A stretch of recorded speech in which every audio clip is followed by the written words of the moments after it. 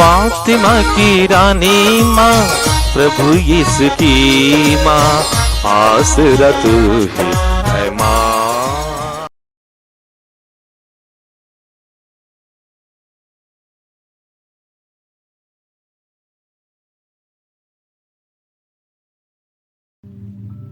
पहला पाठ कुरिन्थियों के नाम संत पौलुस का दूसरा पत्र, अध्याय 11, पद संख्या 18 और 21 से 30 तक। इन बातों के अतिरिक्त सब कलीसियाओं के विषय में मेरी चिंता बनी रहती है, जबकि बहुत से लोग उन बातों की डींग मारते हैं जो संसार की दृष्टि में महत्व रखती है, तो मैं भी वही करूँगा। वे इब्रानी हैं, मैं भी हूँ। वे इस्राएली हैं, मैं भी हूँ। वे इब्राहिम की संतान हैं, मैं भी हूँ। वे मसीह के सेवक हैं। मैं नादानी की झोंक में कहता हूँ कि मैं इस विषय में उनसे बढ़कर हूँ। मैंने उनसे अधिक परिश्रम किया, अधिक समय बंदी गृह में बिताया और अधिक बार कोड़े खाए। मैं बारंबार प्राण संकट में पड़ा। यहूदियों ने मुझे 5 बार एक कम 40 कोड़े लगाए। मैं 3 बार बेतों से पीटा और 1 बार पत्थरों से मारा गया। 3 बार ऐसा हुआ कि जिस नाव पर मैं यात्रा कर रहा था वह टूट गई और 1 बार वह रात और दिन भर खुले समुद्र पर इधर उधर बहती रही। मैं बारंबार यात्रा करता रहा।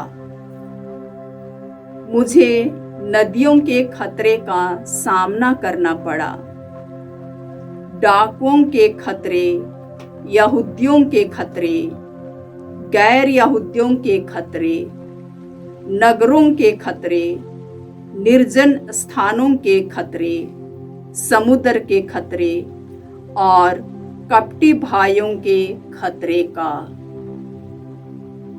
मैंने कठोर परिश्रम किया और बहुत सी रातें जागते हुए बिताई। मुझे अक्सर भोजन नहीं मिला। भूख प्यास, ठंड और कपड़े का अभाव, यह सब मैं सहता रहा। और इन बातों के अतिरिक्त सब कलीसियाओं के विषय में मेरी चिंता हर समय बनी रहती है।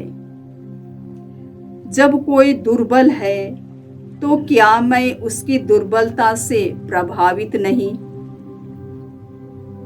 जब किसी का पतन होता है तो क्या मैं इसका तीखा अनुभव नहीं करता?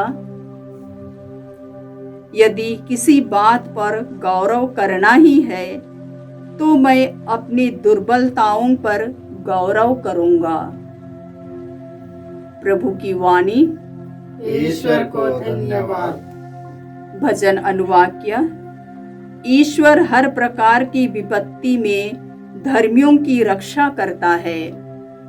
ईश्वर हर प्रकार की विपत्ति में धर्मियों की रक्षा करता है। मैं सदा ही प्रभु को धन्य कहूँगा। मेरा कंठ निरंतर उसकी स्तुति करता रहेगा। अनुवाक्य। ईश्वर हर प्रकार की विपत्ति में धर्मियों की रक्षा करता है। ईश्वर हर प्रकार की विपत्ति में धर्मियों की रक्षा करता है। मेरे साथ प्रभु की महिमा का गीत गाओ। हम मिलकर उसके नाम की स्तुति करें। मैंने प्रभु को पुकारा, उसने मेरी सुनी और मुझे हर प्रकार के भय से मुक्त कर दिया। अनुवाक्य: ईश्वर हर प्रकार की विपत्ति में धर्मियों की रक्षा करता है। ईश्वर हर प्रकार की विपत्ति में धर्मियों की रक्षा करता है। जो प्रभु की ओर दृष्टि लगाता है वह आनंदित होगा, उससे कभी लज्जित नहीं होना पड़ेगा। दीनहीन ने प्रभु की दुहाई दी, प्रभु ने उसकी सुनी और उससे हर प्रकार की विपत्ति से बचा लिया। अनुवाक्य: ईश्वर हर प्रकार की विपत्ति में धर्मियों की रक्षा करता है। ईश्वर हर प्रकार की विपत्ति में धर्मियों की रक्षा करता है। जय घोष। हालेलुया। धन्य है वे जो अपने को दीनहीन समझते हैं, स्वर्ग राज उन्हीं का है। हालेलुया। प्रभु आप लोगों के साथ हो और आपकी आत्मा के साथ। संत मत्ती के अनुसार प्रभु यीशु ख्रिस्त का पवित्र सुसमाचार। हे प्रभु तेरी महिमा हो।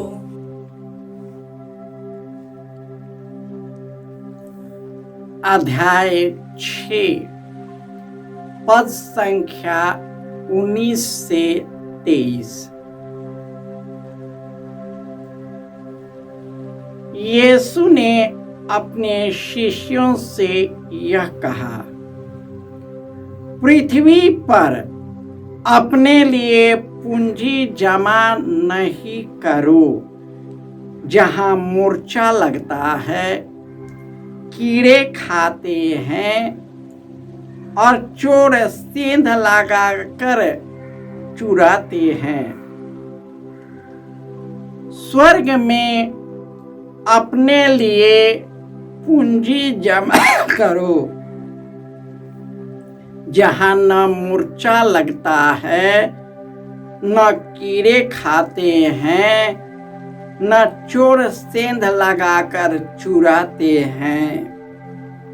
क्योंकि जहां तुम्हारी पूंजी है, वही तुम्हारा हृदय भी रहेगा। आंख शरीर का दीपक है। यदि तुम्हारा आंख अच्छी हो तो तुम्हारा सारा शरीर प्रकाशमान होगा। किंतु यदि तुम्हारा आंख बीमार है तो तुम्हारा सारा शरीर अंधकारमय होगा।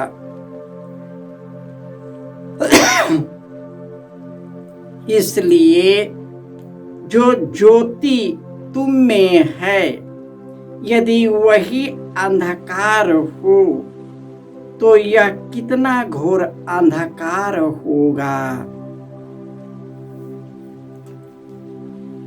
यह प्रभु का सुसमाचार है। हे क्रिस्त तेरी स्तुति हो।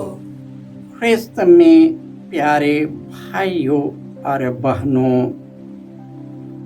प्रभु यीशु ने कहा, मनुष्य को क्या लाभ यदि वह सारा संसार कमा ले, परंतु अपनी आत्मा ही गंवा दे।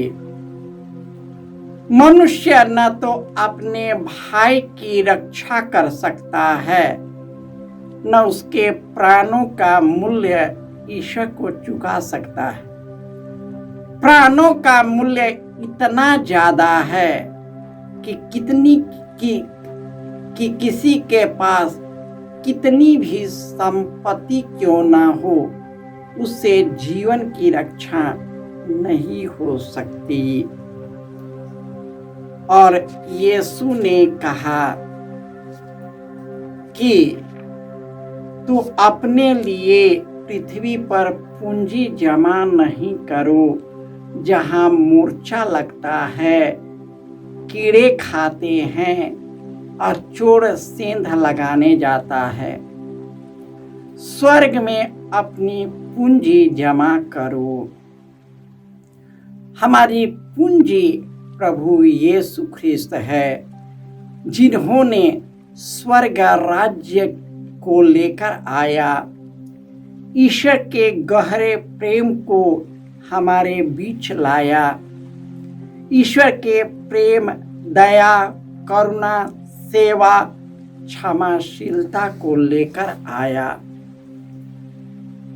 ईश्वर का वचन कहता है एफेसियों के अध्याय में कि ईश्वर ने यीशु के द्वारा सारे संसार की सृष्टि की।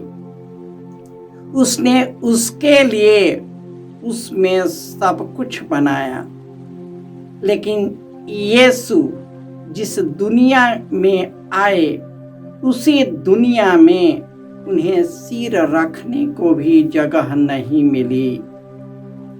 उनको जन्म के समय उन्हें आश्रय नहीं मिला। वे निर्जन प्रदेशों में घूमा करते थे, जहां जगह रहता था वहीं सो जाते थे, और उन पर पिता ईश्वर की आशीष और कृपा बरसती थी। उनके शरीर से चंगाई, क्षमा और कृपा निकलता था। यही कारण है कि लोग उनके पीछे पीछे दौड़े आते थे। भीड़ के भीड़ उनके पीछे हो लेते थे।